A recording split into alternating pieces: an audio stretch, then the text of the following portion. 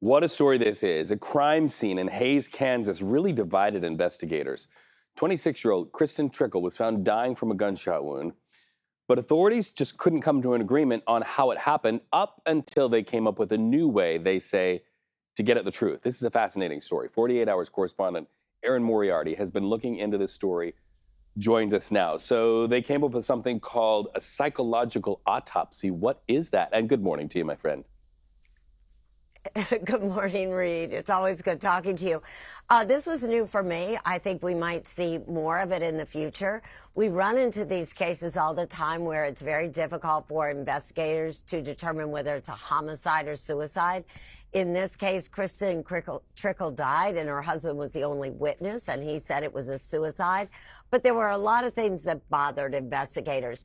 So what they decided to do is what they call a psychological autopsy. They hired a psychologist to talk to all the people in her life to try to determine what was her state of mind in the days and hours leading up to her death.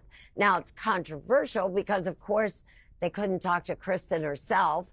And also in this case, they waited nearly 2 years to do the study and talk to people when people's memories might not be quite as good as they were.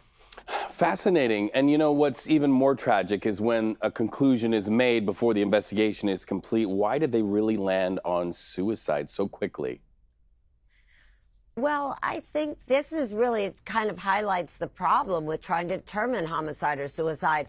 You know, the coroner's trying to look at physical evidence to tell him one way or the other. He said he tried to see whether there was any defensive wounds. There weren't. He looked for previous evidence of abuse, and there wasn't. So he said he felt he had to take the word of the husband. He admitted to me, though, he did not talk to her family. He did not even see the size of the gun, which was one of the reasons why investigators were so suspicious. So it really does kind of show, I guess, the limits to how much science can tell you about what really happened. And in the end, what was the most damaging evidence that they found? Because that had to have driven what happened in court, right? Right, and really it's one of the sadder parts of this story. Colby Trickle told lies.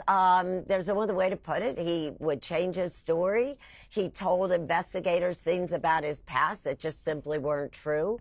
And that was a big red flag for investigators. And it's very difficult. I'm sure it is also for jurors. If you don't tell the truth about little things, are you going to tell the truth about something very serious like your wife's death?